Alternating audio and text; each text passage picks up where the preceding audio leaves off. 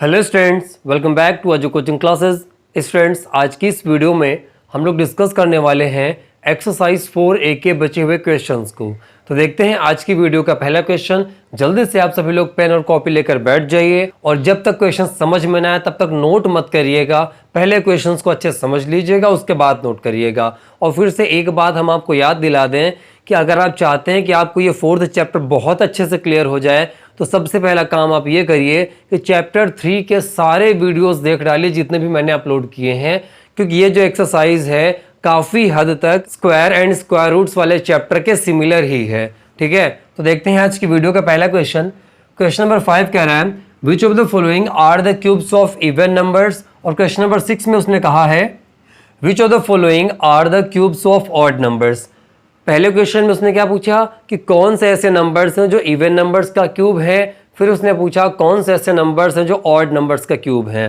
तो स्टूडेंट्स, हम आपको एक बात डायरेक्टली बता दे रहे हैं, फिर इसको थोड़ा सा आपको प्रूफ करके भी दिखाते हैं कि अगर आप किसी भी इवन नंबर का क्यूब करते हैं तो आपको एक इवन नंबर मिलता है, और अगर किसी ऑड नंबर का क्यूब करते हैं तो आपको हमेशा ऑड नंबर मिलता है। ठीक है, इस बात को जरा हम लोग ऐसे लिख के भी समझ सकते हैं। देखिए, पहले हम ऑड नंबर लिखते हैं 1 3 5, इतना काफ़ी है। फिर अगला है 2 4 6।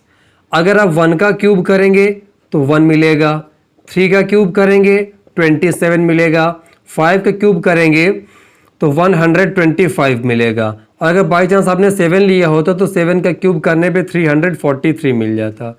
ठीक है, तो आप यहाँ पर देखिए 1 3 5 7 ये सभी के सभी ऑड नंबर्स थे। इनका क्यूब करने के बाद जो नंबर हमको मिल रहा है उसमें देखिए यूनिट डिजिट 1357 आ रहा है, जो कि ये बताता है कि ये ऑड नंबर्स हैं। और दूसरी तरफ अगर आप यहाँ पर इवन नंबर्स का क्यूब करते हैं, जैसे 2 4 6 8, तो देखिए 2 का क्यूब होता है 8, 4 का क्यूब होता है 64, 6 का क्यूब होता है 216 और 8 का क्यूब होता है 512। तो देखिए यूनिट डिजिट 2648 यही आ रहा है ना। तो यहाँ से हम लोग एक बात क्लियरली समझ सकते हैं, क्या क्या, कि अगर आप किसी इवन नंबर का क्यूब करते हैं तो आपको इवन नंबर मिलेगा, और किसी ऑड नंबर का क्यूब करते हैं तो ऑड नंबर मिलेगा। तो अब उस क्वेश्चन ने ये बात कही थी इनमें से जितने नंबर्स दिए गए हैं इनमें से कितने नंबर्स ऐसे हैं जो इवन नंबर्स का क्यूब करने के बाद मिले हैं। तो आप सोचिए कि जो इवन नंबर्स का क्यूब करने के बाद मिले होंगे वो इवन ही होंगे। ठीक है ना। अगर हम ऐसे भी समझ सकते हैं कि आप इवन नंबर्स का क्यूब करोगे तो इवन नंबर्स ही मिलेंगे, या आप ऐसा कह सकते हैं कि अगर आपके पास इवन नंबर्स हैं तो इसका मतलब ये है कि वो तभी आए होंगे जब किसी इवन नंबर का क्यूब किया गया होगा। तो बस हमें क्यों इतना ही शॉर्ट आउट करना है कि इनमें से कौन सा नंबर इवन है और इनमें से कौन सा नंबर ऑड है। स्टेटमेंट क्या लिखना है हम आपको ओरली बोल देंगे, आप लोग वीडियो को पॉज कर करके उसको नोट भी करते जाइएगा। तो देखिए 216 में यूनिट डिजिट क्या है 6 आया, जबकि ये इवन नंबर हुआ कि नहीं हुआ। तो हम लोग क्या कह सकते हैं 216 इज एन इवन नंबर। थोड़ा सा अच्छा लिखे दे रहे हैं 216 is an even number, so it is the cube of even number. ये आपको किस में लिखना है भाई, ये लिखना है आपको 5th के फर्स्ट पार्ट में। क्या 216 is an even number, so it is the cube of an even number. बात समझ में आ गई कि नहीं आ गई भाई। अच्छा, अगर 729 की बात आ जाए तो क्या लिखेंगे 729 is not an even number. अभी देखिए इवन नंबर की बात चल रही है तो हम लोग ये लिखेंगे कि ये इवन नंबर नहीं है, ये नहीं लिखेंगे कि ये एक ऑड नंबर है। ठीक है, ये नहीं लिखेंगे। क्या लिखा हमने 729 is not an even number, so it is not the cube of an even number. Okay students, इतना आप लोग लिख पाओगे नहीं लिख पाओगे। ठीक है, तो 5th का फर्स्ट और 5th का सेकंड पार्ट मैंने यहाँ पे कर दिया है। अगर 5th का थर्ड पार्ट आएगा तो देखिए यूनिट डिजिट 2 है, मतलब 512 एक इवन नंबर हो गया। और अगर ये एक इवन नंबर है तो ऐसा स्टेटमेंट लिखेंगे क्या 512 is an even number, so it is the cube of an even number. फिर बात करेंगे 3375, यूनिट डिजिट देखिए 5 आ गया, इसका मतलब ये एक ऑड नंबर है। तो ऑड नंबर है तो ये नहीं लिखेंगे कि ऑड है, हम लोग लिखेंगे क्या, ये इवन नंबर नहीं है, लिखेंगे 3375 is not an even number, so it is not the cube of an even number. फिर 1000 की बारी आ जाएगी तो 1000 के बारे में ऐसे लिख देंगे क्या, 1000 is an even number, so it is the cube of an even number।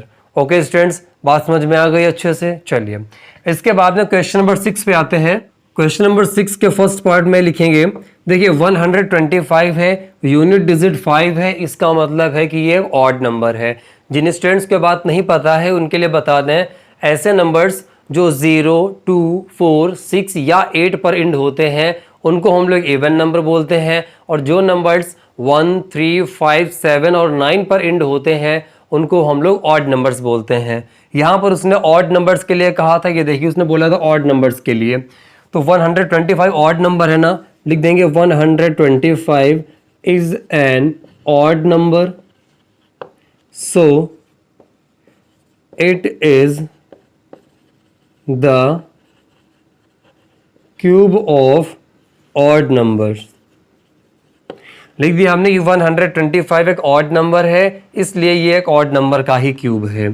ठीक है, अब आते हैं, अब देखिए जो इसका सेकंड पार्ट है उसमें लिखा है 343, ये भी एक ऑड नंबर है, तो क्या लिखेंगे, 343 is an odd number, so it is the cube of an odd number.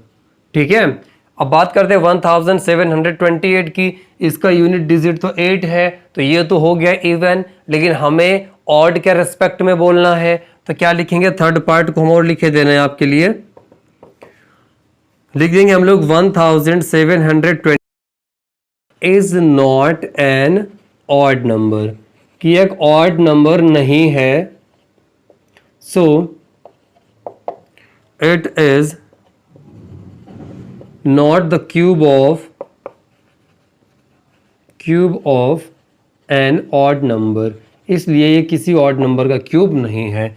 Students, ये भी हो सकता है कि आपके स्कूल टीचर सिर्फ इतना बोले कि आप टिक कर दीजिए, या जो वो आ रहे हों उनके केवल आंसर लिख दीजिए इतना कि 5 का फर्स्ट पार्ट है, comma third part, comma fifth part, बस इतना लिख दीजिए। ये आपके स्कूल टीचर आपको सजेस्ट कर सकते हैं, लेकिन मैंने फिर भी आपको ये बातें इसलिए लिखवाई हैं कि जब आप 2-4 महीने बाद एग्जाम टाइम पर रिवीजन के लिए बैठो तो आपको इन क्वेश्चंस का लॉजिक पता हो कि आखिरकार ये क्यों इवन नंबर्स का क्यूब है और क्यों ऑड नंबर्स का क्यूब है।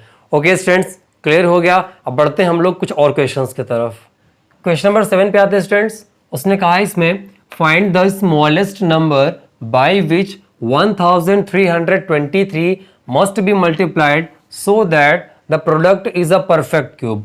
उसने कहा है कि 1323 में कौन से स्मॉलेस्ट नंबर का मल्टीप्लाई करा दें, ध्यान रखिएगा मल्टीप्लाई करा दें, कि जिससे जो प्रोडक्ट बने वो एक परफेक्ट क्यूब हो। परफेक्ट क्यूब कहने का मतलब क्या है स्टूडेंट्स, लास्ट की वीडियो मैंने एक्सप्लेन किया था कि सभी नंबर्स ट्रिपलेट्स के फॉर्म में होने चाहिए, ठीक है ना, किसमें, ट्रिपलेट्स के फॉर्म में, मतलब जितने डिफरेंट नंबर आएंगे उन सभी का ट्रिपलेट्स बन जाना चाहिए। तो उसी के लिए उसने पूछा है कि 1323 में कौन सा नंबर का मल्टीप्लाई करा दिया जाए।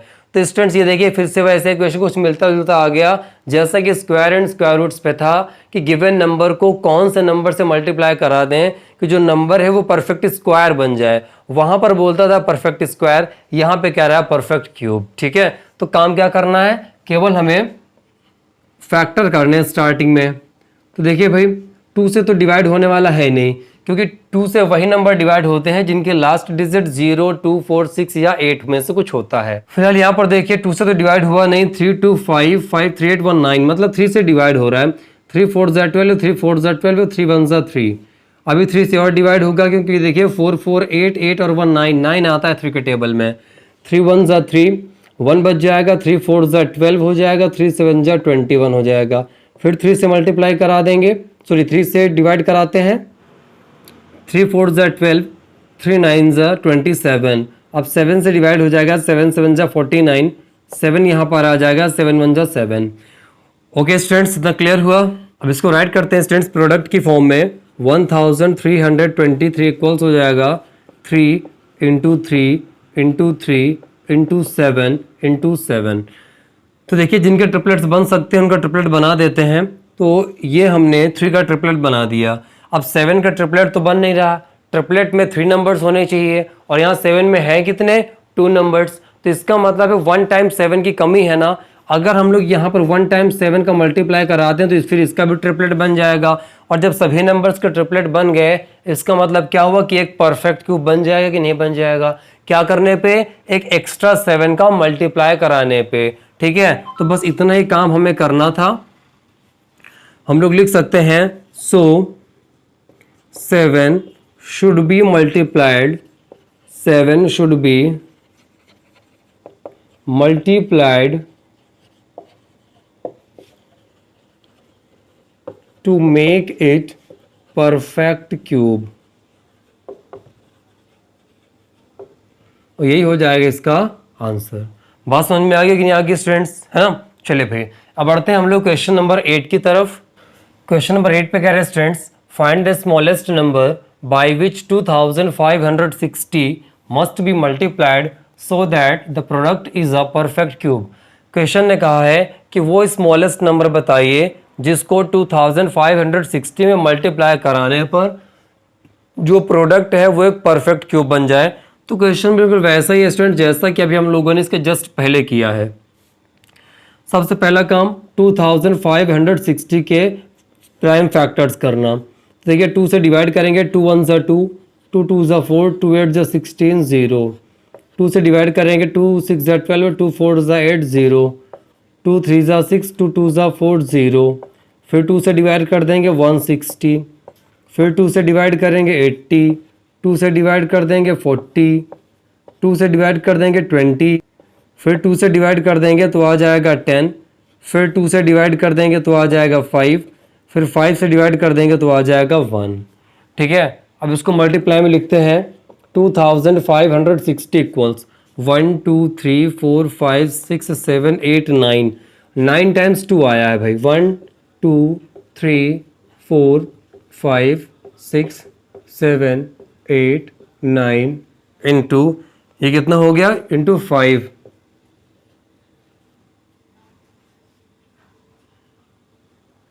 अब देखिए ट्रिपलेट्स बनाना स्टार्ट करते हैं students.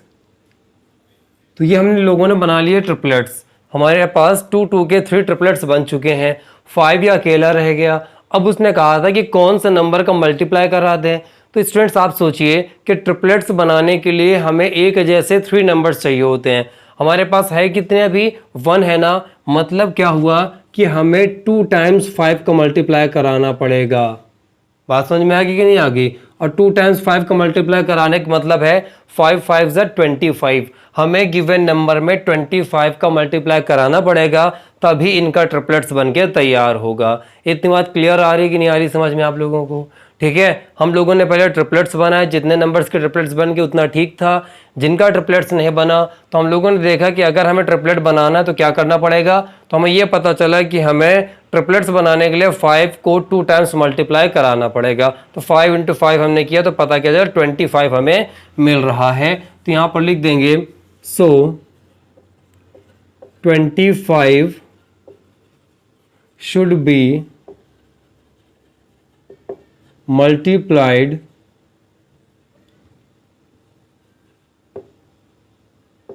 to make it a perfect cube।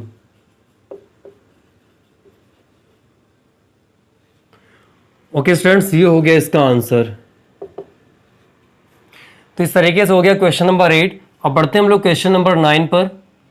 Question number 9 के लिए students, what is the smallest number by which 1600 must be divided to make it a perfect cube।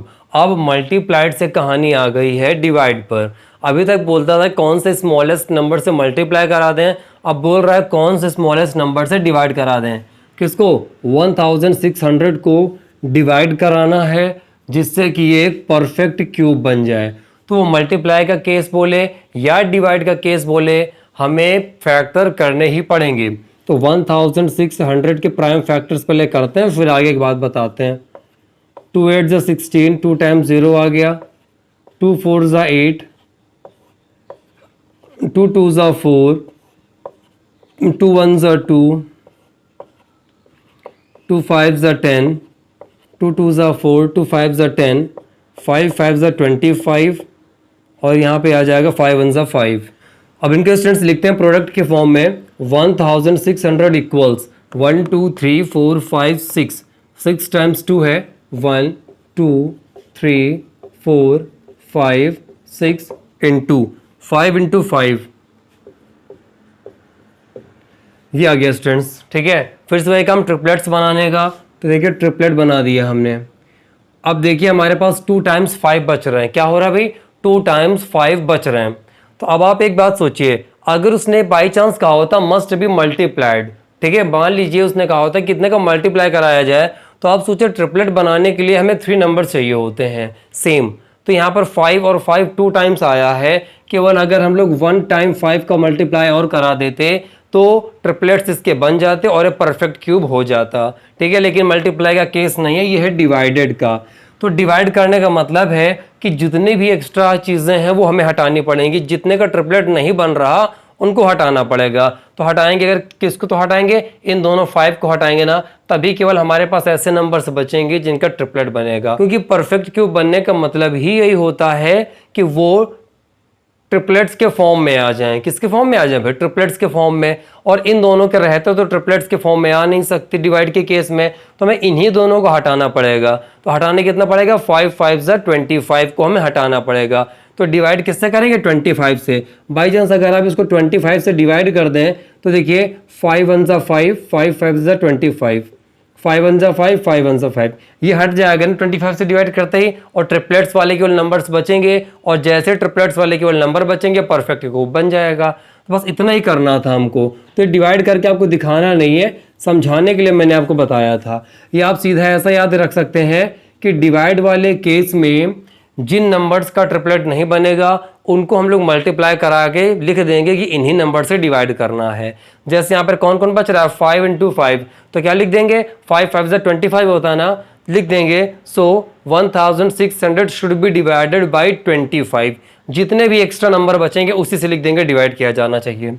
लिख देंगे सो 1600 शुड बी डिवाइडेड बाई 25, और ये हो जाएगा इस क्वेश्चन का आंसर। तो उम्मीद कर रहे हैं स्टूडेंट्स की क्वेश्चन आपको समझ में आ रहे होंगे। फिर भी कोई दिक्कत हो तो आप हमें कमेंट करके ज़रूर बताइएगा। और आपकी मैथमेटिक्स स्ट्रॉन्ग हो जाए इसके लिए हमने अपना नया चैनल लॉन्च किया है जिसका नाम है DRS क्लासेस। यूट्यूब पे आपको ईजिली अवेलेबल हो जाएगा वो चैनल, वहाँ पर आपको जाकर उसके चैनल को भी सब्सक्राइब कर लेना है। वहाँ पर हम लोग क्लास 6 से लेकर क्लास 10 तक के NCERT और 9th और 10th का RS अग्रवाल की वीडियोस अपलोड कर रहे हैं, उनकी भी स्टडी आप वहाँ से करिए, जिससे कि NCERT पढ़ने से आपका बेस और ज़्यादा स्ट्रॉन्ग हो जाएगा।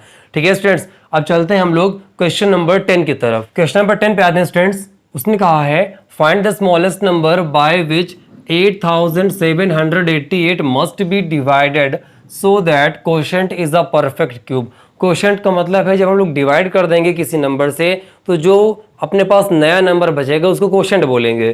तो उसने कहा है 8788 को कौन से नंबर से डिवाइड कर दिया जाए कि जो कोशेंट आए वो एक परफेक्ट क्यूब नंबर मिले हमें। ठीक है, तो मल्टीप्लाइड का केस और डिवाइडेड का केस प्राइम फैक्टर तो करने ही करने हैं, तो प्राइम फैक्टर करते हैं जल्दी से।